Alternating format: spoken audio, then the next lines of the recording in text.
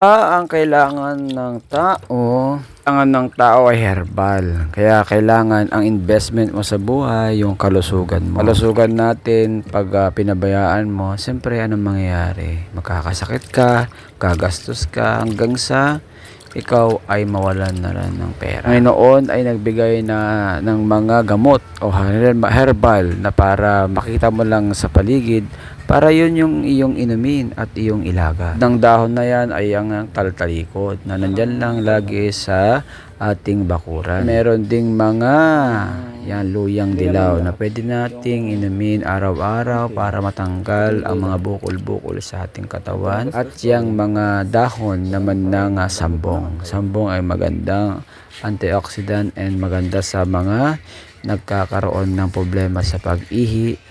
Yan ang ating gamot. Kailan ka pa gagamot kung meron ka ng sakit? Habang wala ka pang sakit, pwede mo lang proteksyonan ang iyong katawan. Kaya pwede ka na maglaga araw-araw at pwede mong ilaga yan kahit anong oras. Mas masarap yan ilaga o mas maganda sa katawan yan pag yung katatapos or yung bago ka kumain. Kung walang laman ng tiyan mo dyan, pwede ka nang uminom para maging healthy. Ayaw mo naman maglaga, meron dyan sa yellow basket na ilalagay ko ng mga kapsula na pwede mong inumin. Herbal din siya at organic din. So check out na mga kapatid.